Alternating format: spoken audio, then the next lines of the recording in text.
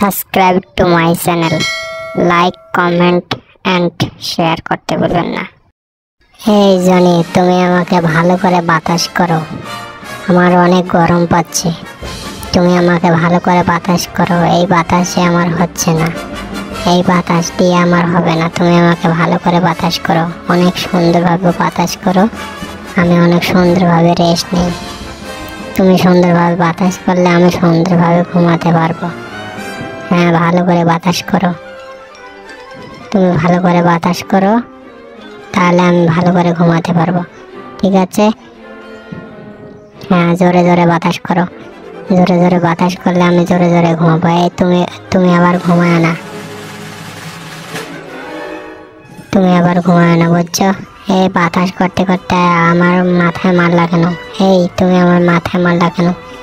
তোর গলা ধইরা একটা মাইরা দেব, দেখি পাখাটা, দেখি তোর পাখা দিয়ে তো মার দেব, এই পাখা দিয়ে তো মার দেবো। তুই আমারে মারিস মানে?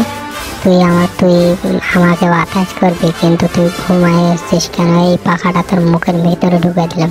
হ্যাঁ, এখন বড় হ, এখন ইয়ে কর। এই জনি, তুই আমাকে মারলি কেন? তুই আমাকে মারলি কেন? তোর গলার ভেতরে ঢুকে দিলাম, এখন কি করবি তুই? এখন নিজে ভাব, যা পালা, না হলে আরো মারবো, পালা। একটা দিলাম লাথি, তুই আমাকে আমার ঘুমটা নষ্ট করে দিলি। তুই আমাকে মারলি কেন? আমাকে মারলি কেন? এখানে আবার জেরি আর একটি কুত্তা এখানে দেখতেছে আমাকে।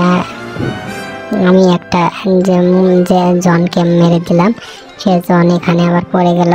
এখানে টম আবার আর কুত্তা এখানে আবার আসলো, এসে জনিকে জিজ্ঞেস করতেছে যে জনি, তোমার কি হয়েছে? তুমি এখানে উড়ে আসলা কেন? কিন্তু জনিকে যে আমি মার দিলাম সেটা টম জানে না, টম জানে না। তাই টম জিজ্ঞেস করতেছে যে তোমাকে কে মারলো?